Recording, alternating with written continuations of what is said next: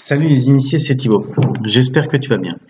Dans le dernier podcast, je t'avais expliqué ce que c'était la blockchain, cette technologie révolutionnaire. Je te rappelle que ça te permet de supprimer des intermédiaires de confiance, comme des banques ou des plateformes type Airbnb. Aujourd'hui, on va voir comment des ordinateurs peuvent jouer ce rôle d'intermédiaire. La première fois que j'ai entendu parler de la blockchain, je n'avais rien compris. Je pensais même qu'il existait des pièces de Bitcoin, mais ça n'existe pas. Je prends l'exemple du Bitcoin, mais il existe près de 2000 crypto-monnaies.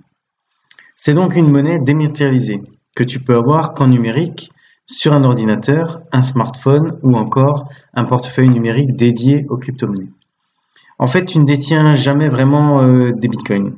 Les Bitcoins restent sur la blockchain. Tu as une adresse publique, Bitcoin, c'est comme ton IBAN que tu peux donner à tout le monde.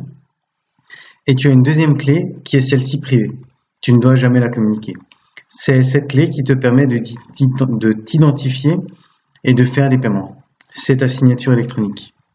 Donc pour revenir sur le fonctionnement d'une transaction sur la blockchain, tu as donc des bitcoins sur un portefeuille virtuel, tu passes un ordre de paiement qui est crypté, sécurité avant tout ça sur le réseau blockchain. Sur ce réseau, des ordinateurs sont en compétition pour vérifier et valider la transaction. Une fois la transaction validée, le vendeur reçoit le montant de la transaction. Imagine que tu es dans une gare, sur le quai, un train arrive, les gens rentrent dans le train et le train part.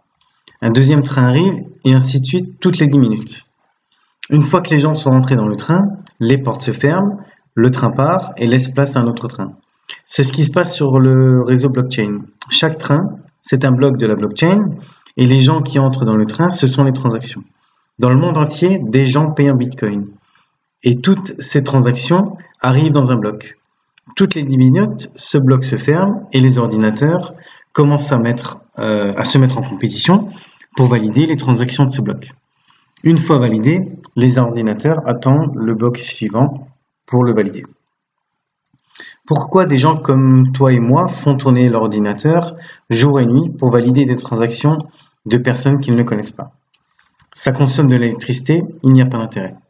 Sauf qu'à chaque transaction validée, l'ordinateur qui a trouvé la solution reçoit une récompense en Bitcoin. Chaque fois qu'un bloc est validé, des nouveaux Bitcoins sont créés par le réseau.